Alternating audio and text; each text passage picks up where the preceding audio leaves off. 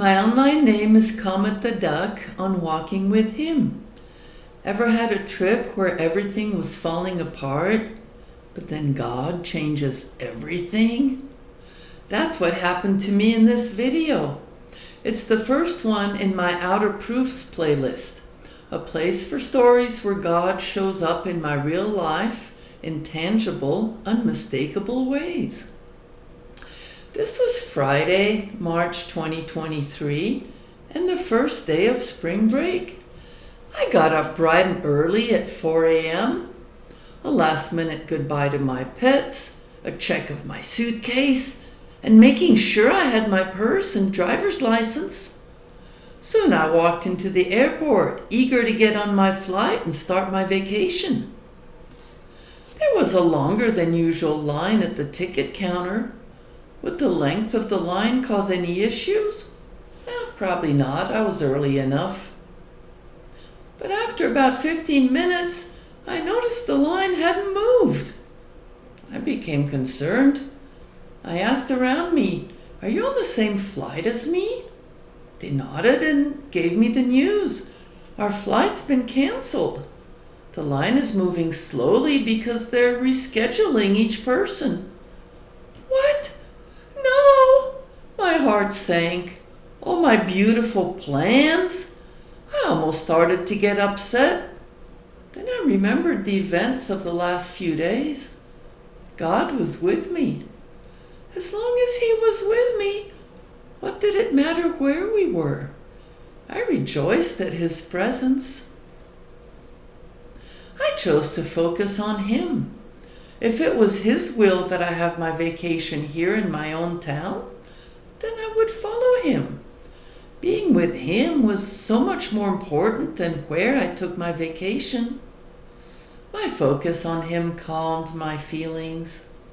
I grew curious. What were His plans for my week off? My mind had a bright idea. I called the airline to ask if they could rebook my flight. They were very kind, but no, they told me, within 2 hours of departure, we can't rebook by phone. It has to be done at the ticket counter. That explained why no one else was on their phone with the airline. The line moved forward, slower than a snail. Was all my vacation planning just wasted time? For a moment, my thoughts grew frantic. Why wasn't there a different solution? Then I chose to stop those thoughts. I chose to let God figure things out. I focused on Him and felt peace. What a joy to be with Him. The line inched forward. By now, the line behind me had grown and grown. It reached all the way down the hall and nearly to the door. I wasn't worried. What happened next was going to be His choice. But I was a bit bored and my thoughts were flying around, exploring options. This first leg of my trip was a short flight to a nearby city. Could I just drive there to catch the plane for the second leg of my trip? I saw another family doing that. But my current return ticket went through a different layover city. How could I pick up my car? I had to ask at the counter first before I could attempt such a drive. As I waited, the original time for the flight came and went. Now it was too late for me to drive to the other city to catch my flight. One more option, gone. I was finally getting close to the front. There were 3 ticket attendants helping passengers. 2 were fast, and 1 worked extremely slowly. I sure hoped for speed. And then I made a different choice. Why was I following my own desires? I turned to God and I told Him, I choose to follow your will. Soon, I was next. I focused on Him and waited expectantly to see which attendant He would choose for me. Right then, the slow attendant looked up and waved me over. I shook my head only on the inside and ruefully told God, "Your will be done." The attendant told me that his computer was very, very slow today. He explained all my options. There was a flight late tonight. I hesitated. I would arrive close to midnight. Would the car rental company be open? Would I be awake enough on arrival to drive the 4 extra hours to my destination? I mused aloud, and the attendant didn't rush my decision. I appreciated that. To be safe, I chose an option for the next day. First, the ticket attendant canceled my current flight and waited to be quite sure the cancellation went through correctly. Then he booked the new reservation. On his super slow computer, it took forever. Instead of printing my tickets, though, he spent almost 20 more minutes doing additional research. He even called another person over and had a discussion with them. I wondered at this further delay, but I just focused on God some more. Finally, the attendant told me he wasn't sure that the flight existed. Huh? What did that mean? They were taking reservations for a flight that didn't exist? He explained. The company was accepting reservations, but there wasn't a physical plane listed. The company was booking passengers and hoping to find a plane. But given that it was spring break, in his opinion, there was a good chance they might not find one. If they didn't, I'd arrive tomorrow and find the flight canceled. I sighed. I didn't want to risk that. I asked, "Can you book me for the one tonight after all?" Another chunk of time passed. He first canceled the flight he'd booked for the next day, the one without a physical plane. Then he checked on tonight's flight. "It's now full," he said. "What else is available?" He slowly looked at my other options. He double-checked. "The earliest available flight is now on Tuesday." I was horrified. Was it even worth traveling on Tuesday? I'd miss more than half my vacation. I glanced at the line. While this man had been helping me so slowly, the other attendants had processed about 2/3 of the line behind me. No wonder all the seats during the weekend were now taken. If only... No. My choice was and had been to focus on God. Getting upset was not my choice. I asked God, "Should I just cancel the vacation? It doesn't seem to be working." I didn't hear an answer from him, so I just tried to figure it out on my own. As I was debating, a handicapped lady in a wheelchair came up needing help. The ticket attendant looked at me. Could he help the lady while I thought things over? Of course, I smiled and nodded. Perfect. I could now make up my mind in peace. As I waited, I came to the conclusion that I needed to cancel my vacation. It was too long a trip to be there only 3 full days. Another 15 minutes passed while he helped the lady, but I waited patiently. What did a few minutes matter to me now that I wasn't going? The ticket attendant finished with a lady, and I began to tell him that my choice was to cancel my trip, but suddenly murmurs erupted behind me. I turned around to see what was going on, and there was a mild commotion as a lady with a name tag made her way through the crowd. She said a few words and disappeared through a door behind the counter. The rumor spread. The flight had been canceled because of an incomplete crew, and now that she was here, the crew was complete and the flight could proceed. Everyone paused what they were doing, hoping for an official announcement to verify the rumor, and only a minute later it came. The canceled flight would be reinstated. The plane would take off in about an hour. 2 hours late. But my original flight plan had a 3-hour layover.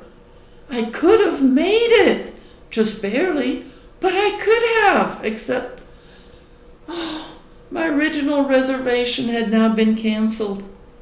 Oh, if only there was a way to reach back in time and undo that cancellation, but this was spring break. Surely by now my seat on the second leg of my flight had been snapped up by somebody else. Still, a small glimmer of hope rose briefly. What if there was a single seat left? If my attendant hurried, was there a chance I might be able to get my original seat back? But then I sighed. I didn't have a quick attendant. In fact, I turned back and I saw he was busy having a long conversation on the phone. I couldn't even ask him. A little piece of me thought, what if I said, hang up that phone and help me now? But I'm just not that rude, and being polite was costing me my last chance at my vacation. But once again, I chose to focus on God. After a while, a good 5 minutes at least, my attendant seemed to be on hold, so I ventured to speak with him. I asked, is there any chance that you could undo everything and give me my original tickets back? I know it's a long shot. And he answered, oh, I can't uncancel your tickets myself, but I'm on the phone with the person who can do that. I've asked him to do it, and now I'm just waiting for confirmation. I was speechless. He must have dialed before I even understood the significance of the arriving crew member. Since when did I have such a speedy attendant? 3 minutes later, he told me he had the approval, and he printed my original tickets again. I couldn't believe it.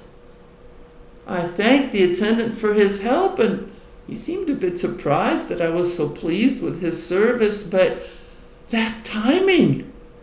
If he had been faster at the start or slower at the very end, I would have missed my vacation. All those delays and then that burst of speed, I could see God's hand at work in the attendant's timing. Tickets in hand, I walked away, a few steps only. I tried to keep the tears out of my eyes as I thanked God. I was in a daze. I looked at the line. Only a handful of people were still in the line.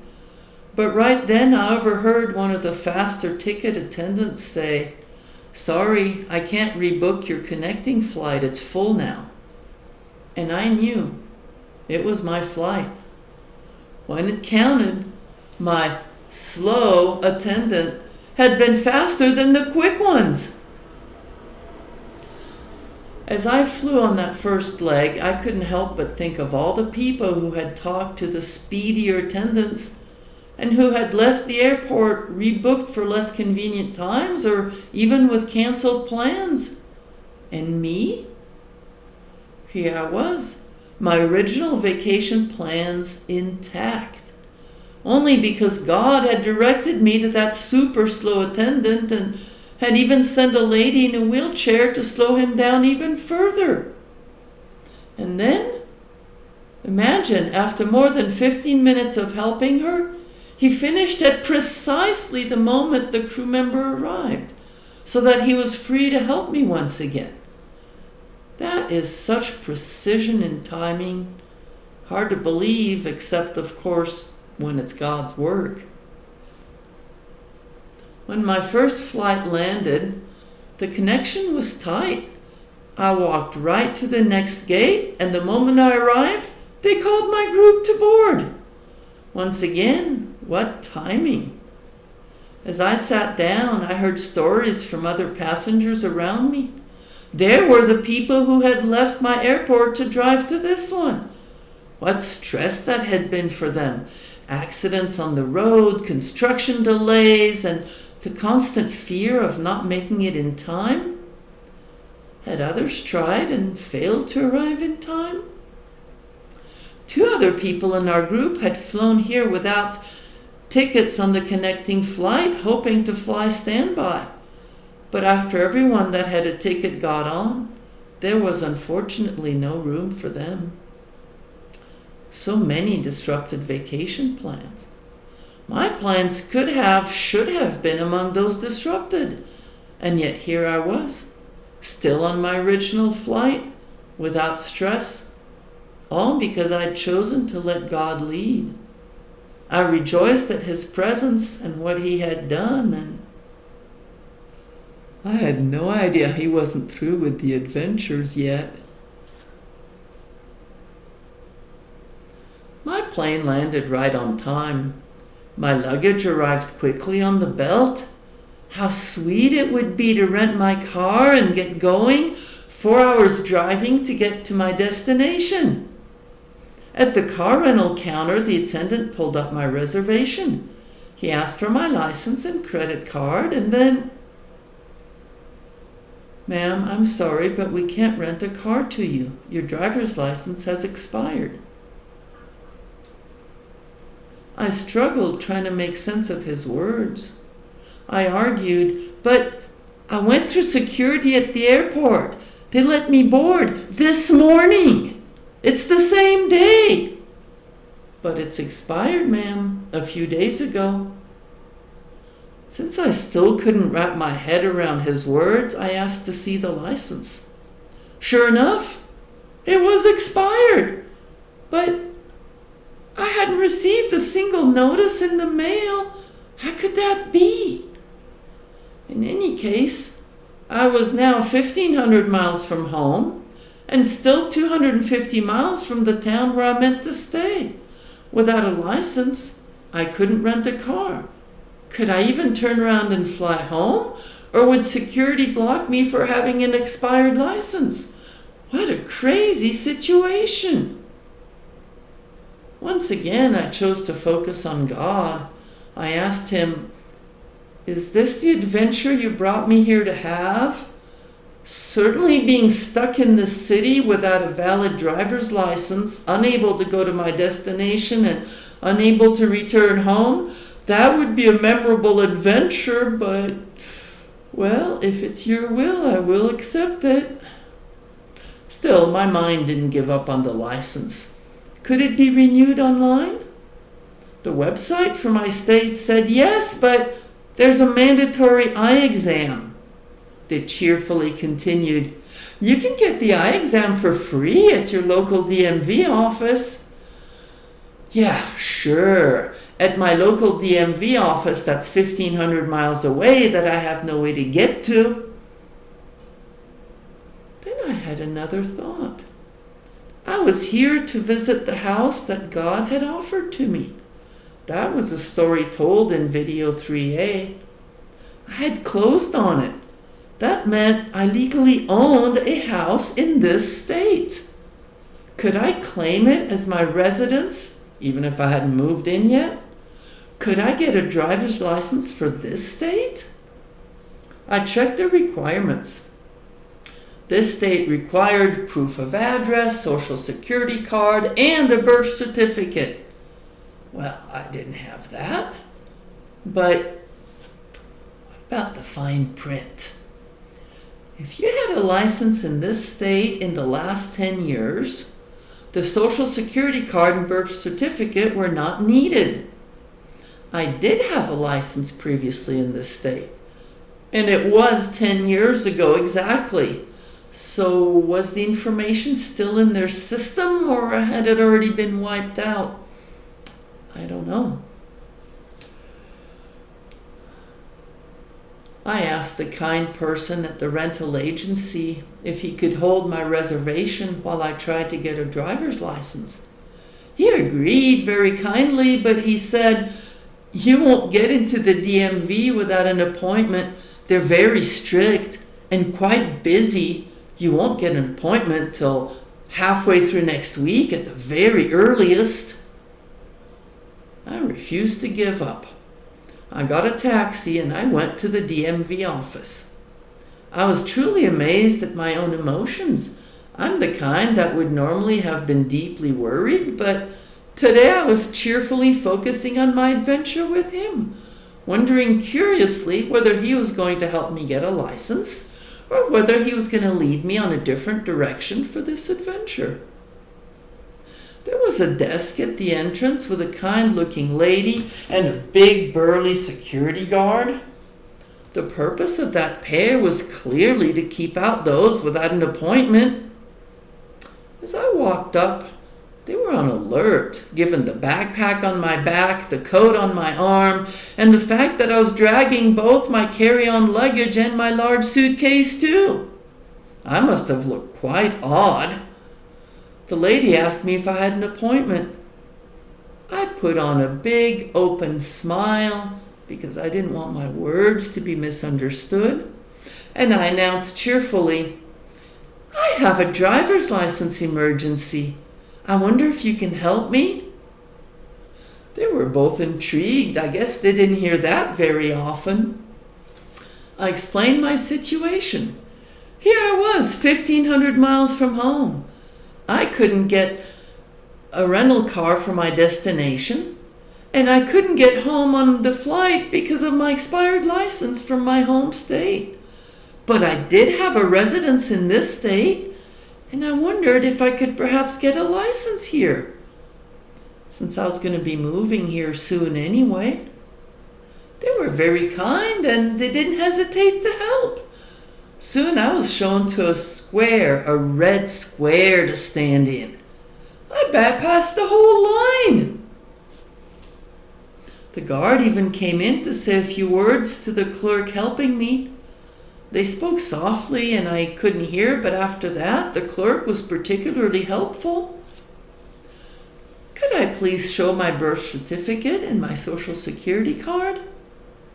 I said, "No, I can't, but a very long time ago I had a driver's license in this state."